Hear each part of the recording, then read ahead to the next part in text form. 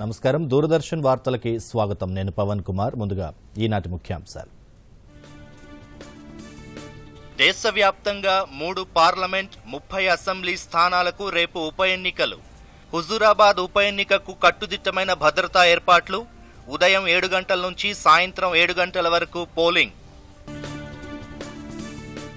రోమ్లో European union ప్రతినిధులతో చర్చలు జరిపిన ప్రధాని నరేంద్ర మోదీ. రేపు G20 సదస్సులో కీలకోపన్యాసం. రాష్ట్రంలో పెట్టుబడులు పెట్టాలని ఫ్రెంచ్ పారిశ్రామికవేత్తలకు కేటీఆర్ పిలుపు. తెలంగాణలో MSMEల క్లస్టర్ను ఏర్పాటు చేస్తామని వెల్లడి. రాబోయే రోజుల్లో విద్యుత్ వాహనాల వాడకం తప్పనిసరి అన్న జగదీష్ రెడ్డి. రాష్ట్రంలో ప్రతి 25 కిలోమీటర్లకు ఛార్జింగ్ స్టేషన్లు ఏర్పాటు చేస్తామని ప్రకటన. భూ రికార్డుల నిర్వహణలో అతిపెద్ద సంస్కరణ ధరణి పోర్టల్ అన్న సిఎస్ సోమేష్ కుమార్. ఏడాదిలోనే 10 లక్షలకు పైగా భూ రిజిస్ట్రేషన్లు జరిగాయని వెల్లడి. పాలమూరు రంగారెడ్డి ఎత్తిపోతల పథకానికి జాతీయ హరిత ట్రిబ్యునల్ బ్రేక్. అటవీ పర్యావరణ అనుమతులు పొందిన తర్వాతే పనులు కొనసాగించాలని ఆదేశం. కన్నడ నటుడు పునీత్ రాజ్ కుమార్ హఠాన్ మరణం. రేపు బెంగళూరులో ప్రభుత్వ లాంఛనాలతో అంత్యక్రియలు. కోవిడ్ మహమ్మారిని అరికట్టేందుకు ప్రతి ఒక్కరూ తప్పనిసరిగా మాస్క్ ధరించాలి, భౌతిక దూరం పాటించాలి, తరచూ చేతులు కడుక్కోవాలి, వ్యక్తిగత శుభ్రతను పాటించాలి. అర్హత ఉన్న వారందరూ తప్పనిసరిగా వ్యాక్సిన్ వేయించుకోవాలి. వివరాలు చూద్దాం. కరీంనగర్ జిల్లా హుజూరాబాద్ నియోజకవర్గానికి రేపు ఉప ఎన్నిక నిర్వహణకు ఏర్పాట్లు పూర్తయ్యాయి. రేపు ఉదయం 7 గంటలకు పోలింగ్ ప్రారంభమై రాత్రి 7 గంటల వరకు కొనసాగుతుంది. పోలింగ్ సందర్భంగా ఎటువంటి అవాంఛనీయ సంఘటనలు జరగకుండా గట్టి పోలీసు బందోబస్తు ఏర్పాట్లు చేశారు. వివరాలు చూద్దాం. హుజూరాబాద్ లో జరిగే ఉప ఎన్నిక పోలింగ్ లో ఎటువంటి అవాంఛనీయ సంఘటనలు జరగకుండా పోలీసు యంత్రాంగం గట్టి నిఘా ఏర్పాటు చేసింది. నియోజకవర్గం మొత్తం ప్రస్తుతం పోలీస్ పహారాలో ఉంది. అధికార ప్రతిపక్ష నాయకులు ఒకరిపై ఒకరు కేంద్ర ఎన్నికల సంఘానికి ఫిర్యాదులు చేసుకోవడం, డబ్బులు మద్యం బహిరంగంగానే ప్రజలకు పంచుతున్నట్లు ప్రధాన పార్టీలు పరస్పరం కేంద్ర ఎన్నికల సంఘానికి ఫిర్యాదు చేస్తున్న నేపథ్యంలో ఎక్కడా కూడా ఎటువంటి సంఘటనలు చోటు చేసుకోకుండా పోలీసు యంత్రాంగం చర్యలు చేపట్టింది. పోలింగ్ కోసం 1520 మందితో 20 కేంద్ర బలగాలు, 174 మంది ప్రత్యేక పోలీసులు, 700 మంది స్థానిక పోలీసులు, ఇతర జిల్లాల నుండి వచ్చిన 1471 మంది సిబ్బంది, 4000 మంది పోలీసులు ఉప ఎన్నికల విధుల్లో పాల్గొంటున్నారు. నియోజకవర్గంలో మొత్తం 2,37,036 మంది ఓటర్లు తమ ఓటు హక్కు వినియోగించుకోనున్నారు.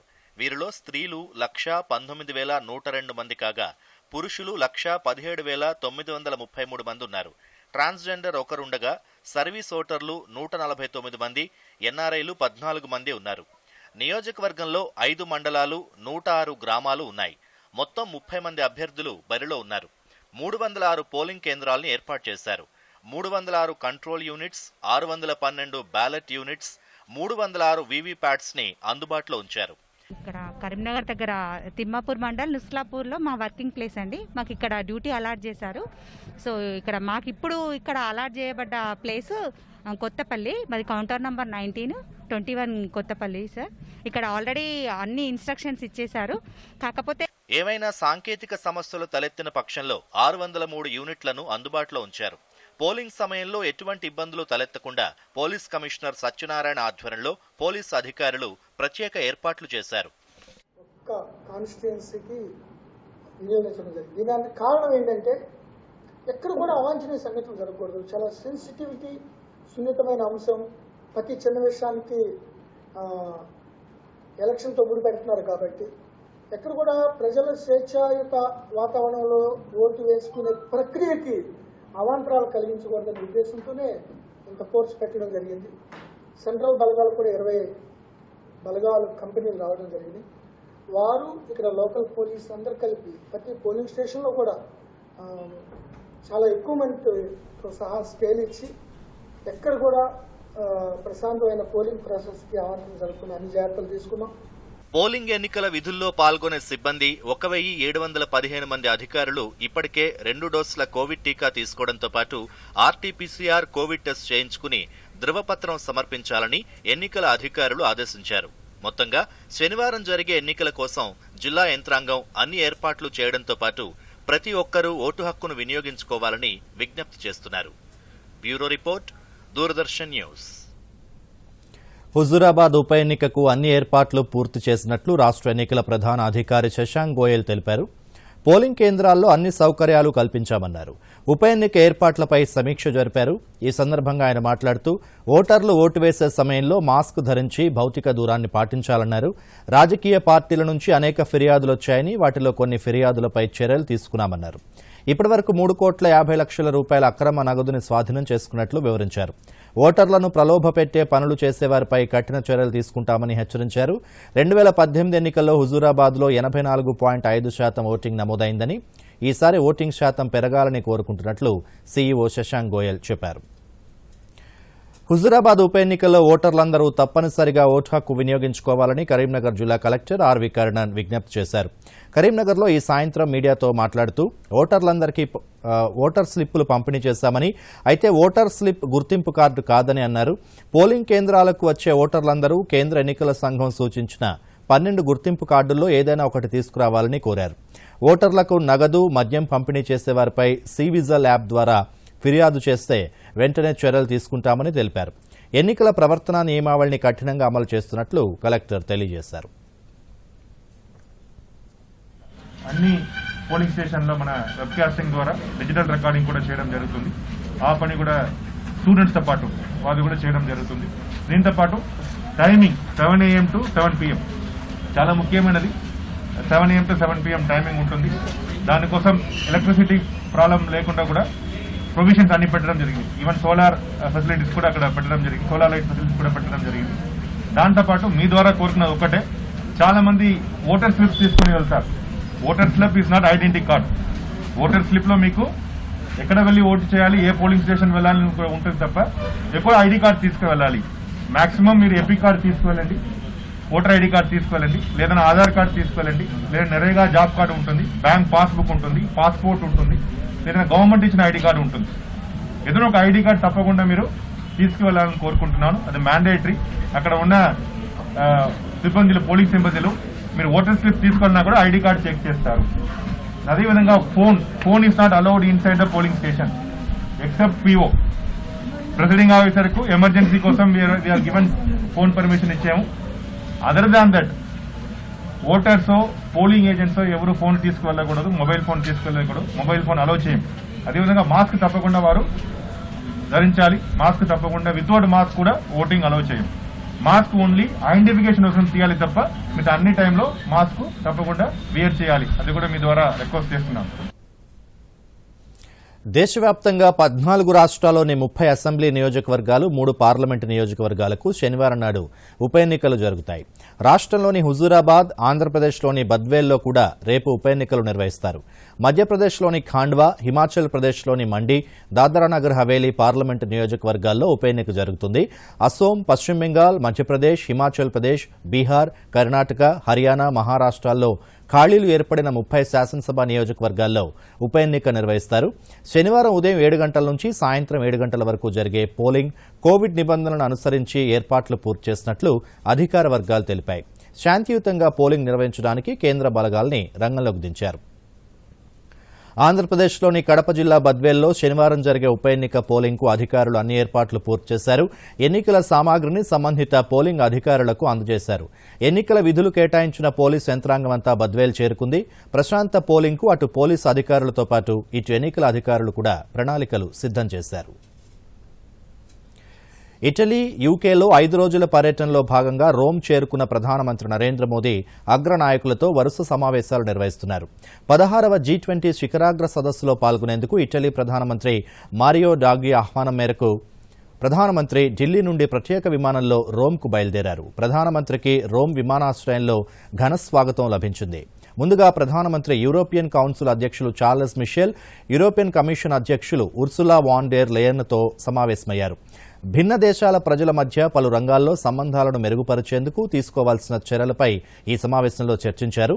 పెట్టుబడులు, వాణిజ్యం, రాజకీయ భద్రతా అంశాలపై భారత్, యూరోపియన్ యూనియన్ల మధ్య సహకారాన్ని మరింత బలోపేతం చేసుకోవాలని నిర్ణయించారు. అనంతరం ప్రధాని ట్వీట్ చేస్తూ పర్యావరణం, వాణిజ్యం, సంస్కృతి తదితర అంశాలపై విస్తృత చర్చలు జరిపినట్లు పేర్కొన్నారు. అనంతరం ప్రధానమంత్రి రోమ్లోని పియాజా గాంధీ ప్రదేశానికి వెళ్లి మహాత్మా గాంధీ విగ్రహానికి నివాళులర్పించారు. అక్కడకు పెద్ద సంఖ్యలో తరలివచ్చిన ప్రవాస భారతీయులకు ప్రధాని అభివాదం చేశారు. ప్రధానమంత్రి ఇటలీ ప్రధానమంత్రి మారియో డ్రాఘీతో సమావేశమవుతారు. రేపు G20 సదస్సులో పాల్గొంటారు. ఇక తెలంగాణలో పెట్టుబడులు పెట్టాలని ఫ్రెంచ్ పారిశ్రామికవేత్తలకు రాష్ట్ర ఐటీ పరిశ్రమల శాఖ మంత్రి కె తారక రామారావు పిలుపునిచ్చారు. ఫ్రాన్స్లో పర్యటిస్తున్న మంత్రి కేటీఆర్ ఈ మధ్యాహ్నం ప్యారిస్లోని ఫ్రెంచ్ సెనేట్లో జరిగిన అంబిషన్ ఇండియా 2021 బిజినెస్ ఫోరంలో కీలక ఉపన్యాసం చేశారు. ఈ సందర్భంగా మాట్లాడుతూ రాష్ట్ర ప్రభుత్వం అమలు చేస్తున్న పెట్టుబడిదారుల అనుకూల విధానాల గురించి మంత్రి కేటీఆర్ వివరించారు. టీఎస్ ఐపాస్ విధానం ద్వారా పరిశ్రమల ఏర్పాటుకు 15 రోజుల్లో అనుమతులు లభిస్తాయన్నారు.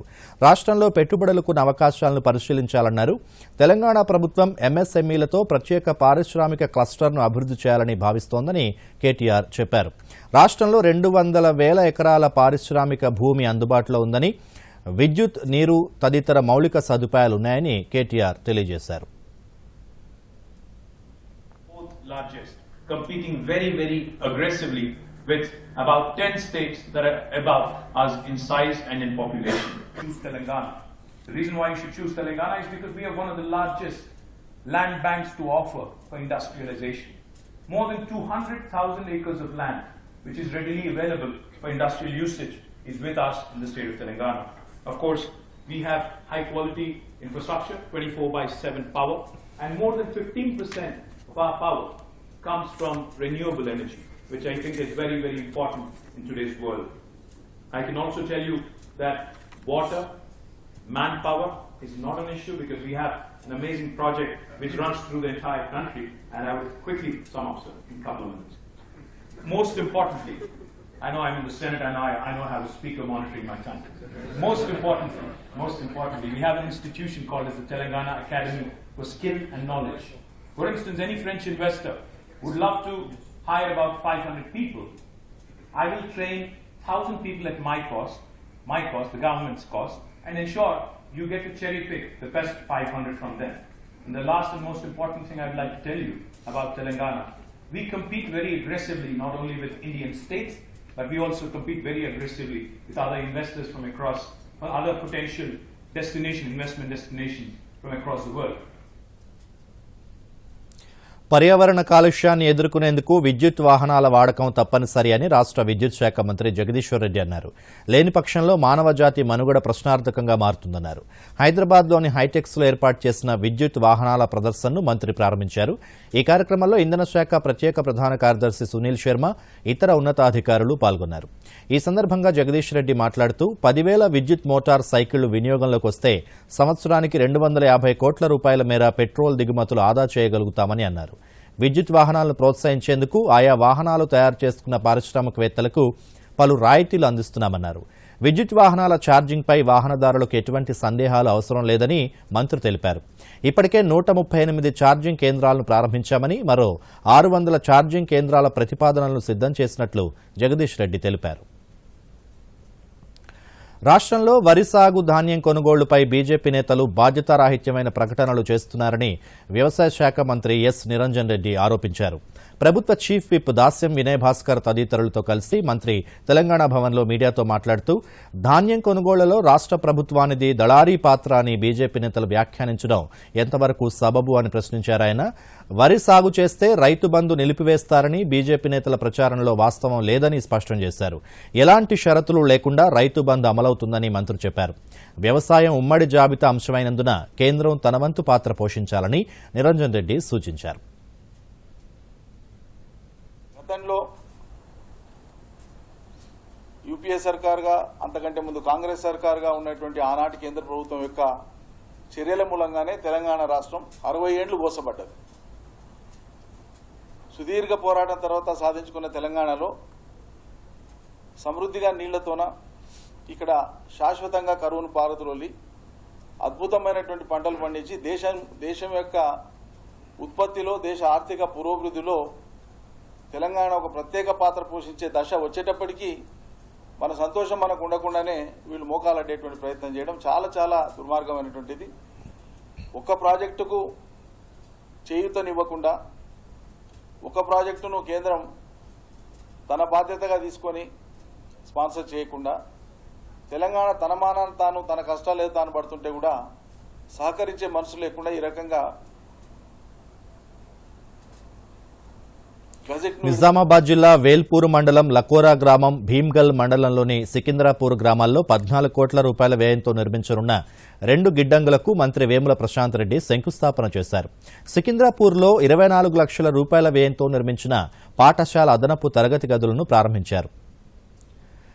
ఎర్గట్ల మండలంలో నిర్మించిన 2 కమ్యూనిటీ హాళ్లను కూడా మంత్రి ప్రారంభించారు. ఈ సందర్భంగా వేముల ప్రశాంత్ రెడ్డి మాట్లాడుతూ రైతుల ప్రయోజనార్థం ప్రభుత్వం రైతు బంధు, ఉచిత విద్యుత్ పంపిణీ తదితర చర్యలు చేపట్టడం వల్ల గత 7 ఏళ్లలో రాష్ట్రంలో పంట దిగుబడి 5 రెట్లు పెరిగిందని చెప్పారు.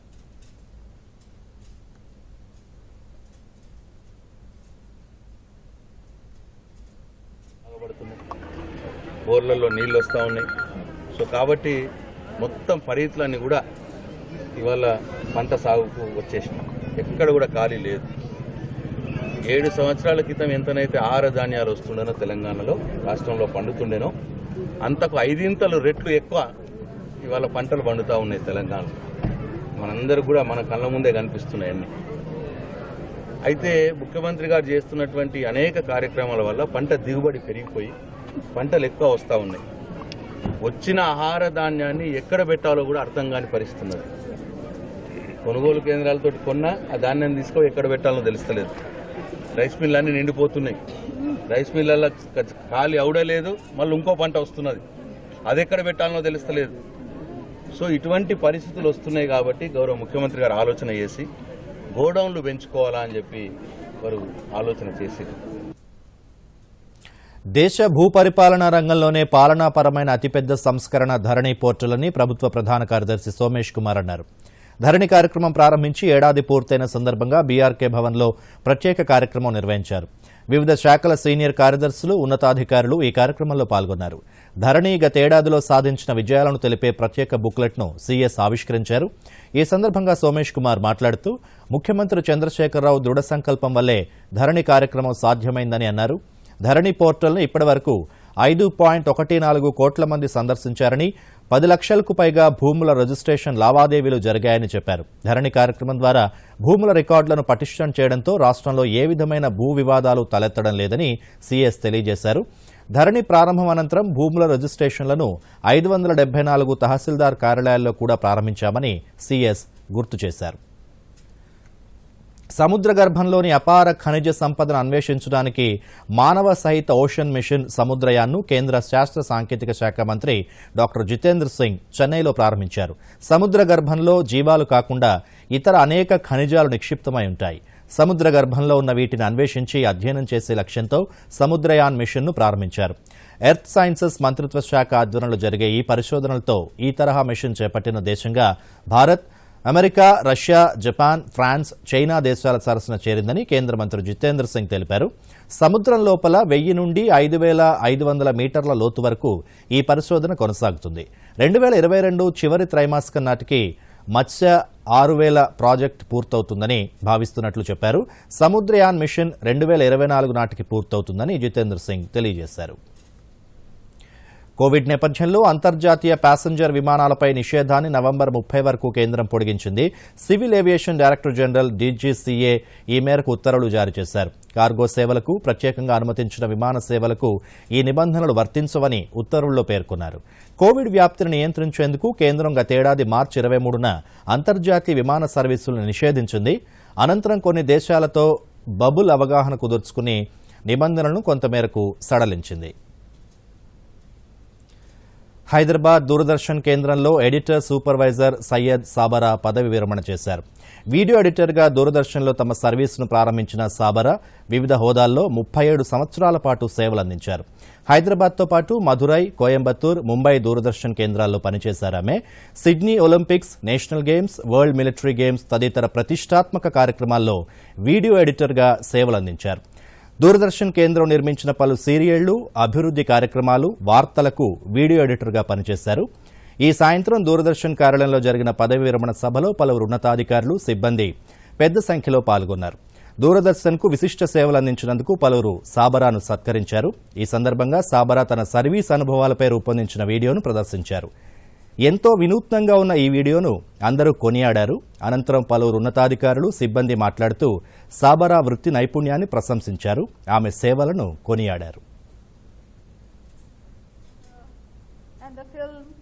And the lunch and the photographs that were taken is one of the most dhamakedar farewells in Doordarshan history, I think. There was none before. I don't think there will be any in future too, unless I try. ముఖ్యంగా మేడంకు ఉన్నటువంటి ఒక ప్రొడ్యూసర్లు అందరిలో ఒక opinion ఏంటంటే, ఒక సాబ్రా గారు అంటే ఎవరైనా ఒక మోంటాజ్ చేయాలంటే ప్రోగ్రాంలన్నీ చేయటం ఒక ఎత్తు, మోంటాజ్ చేయటం ఇంకో ఎత్తు.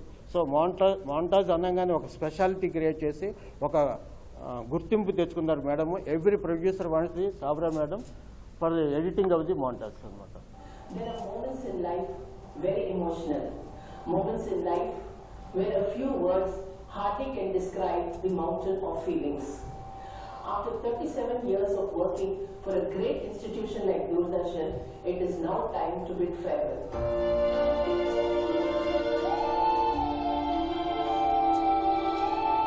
This is a hard and painful truth that has to be accepted. I am accepting this fact with a heavy heart. The very day we are appointed to any job, our day of retirement is already fixed. But we do not pay attention to that and ignore it. We never realize that time literally flies and that day eventually arrives when we have to bid farewell. It is indeed my good fortune and I am proud and happy to participate in this farewell meet with my dear colleagues. There is a saying, all is well that ends well. Hence, working for the last 2 years, once again in my Hyderabad Doordarshan office, and retiring from here is indeed a matter of great pleasure and honor to me. It was indeed a privilege working with you all. తెలంగాణలోని పాలమూరు రంగారెడ్డి ఎత్తిపోతల పథకం పనులపై జాతీయ హరిత tribunal NGT stay విధించింది. ఎత్తిపోతల పథకం పనులు వెంటనే ఆపాలని, అటవీ పర్యావరణ అనుమతులు లేకుండా చేపట్టొద్దని ఎన్జీటీ చెన్నై బెంచ్ ఆదేశించింది. ఈ పథకానికి సంబంధించి అనుమతుల ప్రక్రియ పూర్తి స్థాయిలో జరగలేదని, అటవీ పర్యావరణ శాఖ నుంచి తీసుకున్న అనుమతులేవీ తమ ముందు కనిపించలేదని ఎన్జీటీ పేర్కొంది. ఏపీ ప్రభుత్వం లేవనెత్తిన అభ్యంతరాలు సబబుగానే ఉన్నాయని పేర్కొంది. తెలంగాణ ప్రభుత్వం ఇచ్చిన సమాధానాలు సంతృప్తికరంగా లేవని అభిప్రాయపడింది. అటవీ పర్యావరణ శాఖకు సంబంధించిన అనుమతుల ప్రక్రియ పూర్తయిన తర్వాతే పనులు చేపట్టేందుకు అనుమతి ఇవ్వాలని ఎన్జీటీ స్పష్టం చేసింది. అంతవరకు పాలమూరు రంగారెడ్డి పనులు నిలిపేయాలని ఆదేశించింది. కృష్ణా జిల్లాల వివాద ట్రైబ్యునల్ 1-2లోనూ పాలమూరు రంగారెడ్డికి కేటాయింపులు లేవని, పునర్విభజన చట్టంలోని 11వ షెడ్యూల్లో కూడా ఈ ప్రాజెక్టు లేదని ఏపీ ప్రభుత్వం కొద్ది రోజుల క్రితం ఎన్జీటీ దృష్టికి తీసుకెళ్లింది. పాలమూరు రంగారెడ్డి నిర్మాణంతో 2 రాష్ట్రాల్లోనూ పర్యావరణంపై ప్రభావం పడుతోందని 2 అఫిడవిట్లు దాఖలు చేసింది. పునర్విభజన చట్టంలోని 11వ షెడ్యూల్ ప్రకారం తెలంగాణలోని కల్వకుర్తి, నెట్టెంపాడు మినహా మిగిలిన ఏ ప్రాజెక్టు అయినా కొత్తదేనని అఫిడవిట్లో ఏపీ ప్రభుత్వం పేర్కొంది. శ్రీశైలం నుంచి 90 టీఎంసీల నీటిని మళ్లించి కొత్త ఆయకట్టుకు సరఫరా చేసేందుకు తెలంగాణ ప్రభుత్వం 2015 జూన్ 10న జీవో జారీ చేసినట్లు అఫిడవిట్లో ప్రస్తావించింది. పర్యావరణ అనుమతుల నుంచి తప్పించుకునేందుకే తాగునీటి ప్రాజెక్టు పేరు చెప్పి సాగునీటి ప్రాజెక్టు నిర్మాణం చేపడుతోందని ఆరోపించింది. కన్నడ నటుడు పునీత్ రాజ్ కుమార్ హఠాన్మరణం చెందారు. ఆయన వయస్సు 46 సంవత్సరాలు. ఉదయం వ్యాయామం చేస్తున్న సమయంలో ఛాతీ నొప్పితో కుప్పకూలిన పునీత్ను హుటాహుటిన ఆసుపత్రికి తరలించగా చికిత్స పొందుతూ తుదిశ్వాస విడిచారు. పునీత్ రాజ్ కుమార్ అకాల మరణంపై సినీ పరిశ్రమ దిగ్భ్రాంతి వ్యక్తం చేసింది. పలువురు సినీ, రాజకీయ ప్రముఖులు సామాజిక మాధ్యమాల వేదికగా సంతాపం తెలిపారు. పునీత్ మరణ వార్త తెలియగానే కర్ణాటక ముఖ్యమంత్రి బసవరాజు బొమ్మాయి నేరుగా ఆసుపత్రికి వెళ్లి కుటుంబ సభ్యులను పరామర్శించారు. ప్రముఖ కన్నడ నటుడు రాజ్ కుమార్ 3వ కుమారుడైన పునీత్ రాజ్ కుమార్ బాలనటుడిగా తెరంగేట్రం చేశారు. హీరోగా 32 చిత్రాల్లో నటించారు. ఆయన నటించిన పలు చిత్రాలు తెలుగులో కూడా డబ్ అయ్యాయి. పునీత్ మృతి పట్ల ప్రధానమంత్రి నరేంద్ర మోదీ విచారం వ్యక్తం చేశారు. ఆయన మరణం కన్నడ సినీ పరిశ్రమకు తీరని లోటని అన్నారు. పునీత్ కుటుంబ సభ్యులకు సంతాపం తెలిపారు. పునీత్ రాజ్ కుమార్ మృతి పట్ల రాష్ట్ర సినిమాటోగ్రఫీ మంత్రి తలసాని శ్రీనివాస్ యాదవ్, నటులు చిరంజీవి, పవన్ కళ్యాణ్, మహేష్ బాబు, జూనియర్ ఎన్టీఆర్ తదితరులు తీవ్ర సంతాపం ప్రకటించారు. పునీత్ అంత్యక్రియలు రేపు బెంగళూరులోని కంఠీరవ స్టేడియోలో ప్రభుత్వ లాంఛనాలతో జరుగుతాయి. వరల్డ్ స్ట్రోక్ డే సందర్భంగా ఒక ప్రైవేట్ ఆసుపత్రి నిర్వహించిన అవగాహన కార్యక్రమంలో డాక్టర్ తమిళిసై సౌందరరాజన్ పాల్గొన్నారు. ఇటీవల కాలంలో స్ట్రోక్ వల్ల ప్రజల్లో ముఖ్యంగా యువతలో మరణాలు పెరగడం పట్ల ఆందోళన వ్యక్తం చేశారు గవర్నర్. ఆరోగ్యకరమైన జీవన విధానం, మంచి ఆహారపు అలవాట్ల ద్వారా పలు వ్యాధులు నియంత్రించొచ్చని గవర్నర్ అన్నారు. 70% స్ట్రోక్ కేసులను తగిన జాగ్రత్తలతో నిరోధించవచ్చని అన్నారు. స్ట్రోక్ వచ్చిన వెంటనే లక్షణాలను గుర్తించి వైద్య సహాయం తీసుకుంటే ప్రాణాలు కాపాడుకోవచ్చని తమిళిసై సౌందరరాజన్ చెప్పారు. కాగా స్ట్రోక్ను నివారించడానికి వైద్యులు పలు సూచనలు చేస్తున్నారు. స్ట్రోక్ అంటారు. మెదడులో కూడా ఒక భాగానికి గనక రక్త సరఫరా తక్కువైతే వచ్చే జబ్బును స్ట్రోక్ అంటారు. మనం బ్రాడ్గా డివైడ్ చేస్తే స్ట్రోక్స్ అనేవి 2 రకాలు. ఒకటి ఏంటంటే రక్తనాళం పగిలిపోయి బ్లడ్ ప్రెషర్ ఎక్కువై అక్కడ మెదడులో రక్తస్రావం జరిగి ఆ మెదడు పాడేదాన్ని హిమరేజిక్ స్ట్రోక్ అంటారు. ఇంకో రకమైన స్ట్రోక్ ఏంటంటే ఇష్కీమిక్ స్ట్రోక్, అంటే మెదడులో రక్తనాళాలు సరఫరా చేస్తాయి. కరోటిడ్ ధమని, వెర్టిబ్రల్ ధమని 2 ఆర్టరీస్ సప్లై చేస్తాయి. దాంట్లో కనుక ఏమైనా బ్లాక్స్ ఉన్నా కానీ, హార్ట్లో కనుక ఏమైనా రిథమ్ అబ్నార్మాలిటీస్, అంటే హార్ట్ మామూలుగా రెగ్యులర్ కొట్టుకోకుండా ఇర్రెగ్యులర్ కొట్టుకుందనుకోండి, దాంట్లో బ్లడ్ టర్బులెన్స్ వస్తుంది. టర్బులెన్స్ రావడం వల్ల ఏమవుతుందంటే క్లాట్స్ ఫామ్ అవుతాయి. ఆ క్లాట్స్ పోయి ఆ బ్లడ్ పంప్ అయినప్పుడు ఏమవుతుందంటే మెదడుకు చేరే రక్తనాళాల్లో కనుక ఆ క్లాట్ కనుక వెళ్ళి బ్లాక్ అయితే మెదడు కొంత భాగం పాడవుతుంది. సో దాన్ని కేటగారికల్గా స్ట్రోక్ అంటారు. ఈ stroke reserve bank of India governor Shaktikanta Das పదవీ కాలాన్ని మరో 3 సంవత్సరాలు పొడిగించారు. ఈ సంవత్సరం డిసెంబర్ 10న శక్తికాంత దాస్ పదవీకాలం ముగియనుండటంతో కేంద్ర మంత్రిమండలి ఆయన పదవీకాలాన్ని పొడిగిస్తూ నిర్ణయం తీసుకుంది. కోవిడ్ విపత్కర పరిస్థితుల్లో ఎకానమీ రికవరీ చేసి బ్యాంకును కాపాడారని కేబినెట్ ప్రకటనలో వెల్లడించింది. శక్తికాంత దాస్ ఇంతకుముందు కేంద్ర ఆర్థిక మంత్రిత్వ శాఖ ఎకనామిక్ అఫైర్స్ సెక్రటరీగా పనిచేశారు. 2018 డిసెంబర్ 11న సెంట్రల్ బ్యాంక్ చీఫ్గా నియమితులయ్యారు. పూణేలోని నేషనల్ డిఫెన్స్ అకాడమీలో జరిగిన పాసింగ్ అవుట్ పరేడ్కు army chief general Mukund Naravane ముఖ్య అతిథిగా హాజరై కవాతు సమీక్షించారు. ఎన్డీఏలో 141వ కోర్సును విజయవంతంగా పూర్తి చేసుకున్న క్యాడెట్లు పరేడ్లో పాల్గొన్నారు. ఖేత్రపాల్ పరేడ్ గ్రౌండ్స్లో జరిగిన పరేడ్లో క్యాడెట్ల మిలిటరీ ప్రదర్శన అందరినీ అలరించింది. ఈ సందర్భంగా ఆర్మీ చీఫ్ మాట్లాడుతూ ప్రపంచవ్యాప్తంగా భారత సాయుధ బలగాల ప్రతిభా పాఠవాలు గుర్తింపు పొందాయని అన్నారు. వృత్తి నైపుణ్యాన్ని మెరుగుపరుచుకునేందుకు క్యాడెట్లు నిరంతరం కృషి చేయాలని ఆయన సూచించారు. సాంకేతికత, నూతన పరిజ్ఞానాలపై పట్టు సాధించాలన్నారు. ఎన్డీఏలో ఇప్పుడిప్పుడే ప్రవేశిస్తున్న మహిళా క్యాడెట్లు కూడా అద్భుతంగా రాణించాలని ఆర్మీ చీఫ్ కోరారు. సర్వీస్ బిఫోర్ సెల్ఫ్ అనే ఎన్డీఏ నినాదాన్ని స్ఫూర్తిగా తీసుకుని తమ విధులను నిర్వర్తించాలన్నారు. సాయుధ బలగాల్లోని వివిధ సర్వీసుల మధ్య సమన్వయం అవసరమని, ఏ సర్వీసు కూడా ఒంటరిగా యుద్ధాన్ని గెలవలేదని జనరల్ నరవాణే స్పష్టం చేశారు.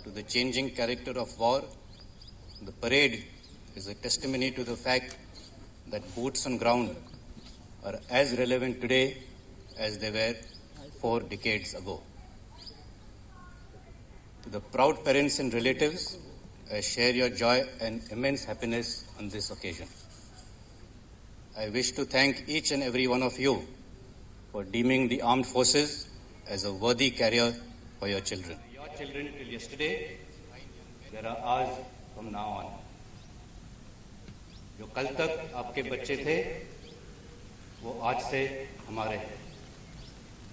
We shall nurture them, cherish them, and even admonish them. But we shall always be with them, in sun and snow, in bad times and good, in war and in peace. ఇక మరోసారి ముఖ్యాంశాలతో వార్తలు ముగిద్దాం. నమస్కారం. దూరదర్శన్ యాదగిరి వార్తలను ఇప్పుడు social మీడియాలో కూడా చూడొచ్చు. యూట్యూబ్ అయితే డీడీ న్యూస్ తెలంగాణ, ట్విట్టర్ అయితే DD news Telangana @DD Yadagiri news, మరి ఫేస్బుక్ అయితే డీడీ న్యూస్ తెలంగాణలో చూసి సబ్స్క్రైబ్ చేసి లైక్ చేయండి, షేర్ చేయండి. దేశవ్యాప్తంగా 3 పార్లమెంట్ 30 అసెంబ్లీ స్థానాలకు రేపు ఉప ఎన్నికలు. హుజూరాబాద్ ఉప ఎన్నికకు కట్టుదిట్టమైన భద్రతా ఏర్పాట్లు. ఉదయం 7 గంటల నుంచి సాయంత్రం 7 గంటల వరకు పోలింగ్. రోమ్లో యూరోపియన్ యూనియన్ ప్రతినిధులతో చర్చలు జరిపిన ప్రధాని నరేంద్ర మోదీ. రేపు G20 సదస్సులో కీలకోపన్యాసం. రాష్ట్రంలో పెట్టుబడులు పెట్టాలని ఫ్రెంచ్ పారిశ్రామికవేత్తలకు కేటీఆర్ పిలుపు. తెలంగాణలో MSMEల క్లస్టర్ను ఏర్పాటు చేస్తామని వెల్లడి. రాబోయే రోజుల్లో విద్యుత్ వాహనాల వాడకం తప్పనిసరి అన్న జగదీష్ రెడ్డి. రాష్ట్రంలో ప్రతి 25 కిలోమీటర్లకు ఛార్జింగ్ స్టేషన్లు ఏర్పాటు చేస్తామని ప్రకటన. భూ రికార్డుల నిర్వహణలో అతిపెద్ద సంస్కరణ ధరణి పోర్టల్ అన్న CS సోమేష్ కుమార్. ఏడాదిలోనే 10 లక్షలకు పైగా భూ రిజిస్ట్రేషన్లు జరిగాయని వెల్లడి. పాలమూరు రంగారెడ్డి ఎత్తిపోతల పథకానికి జాతీయ హరిత ట్రిబ్యునల్ బ్రేక్. అటవీ పర్యావరణ అనుమతులు పొందిన తర్వాతే పనులు కొనసాగించాలని ఆదేశం. కన్నడ నటుడు పునీత్ రాజ్ కుమార్ హఠాన్ మరణం. రేపు బెంగళూరులో ప్రభుత్వ లాంఛనాలతో అంత్యక్రియలు.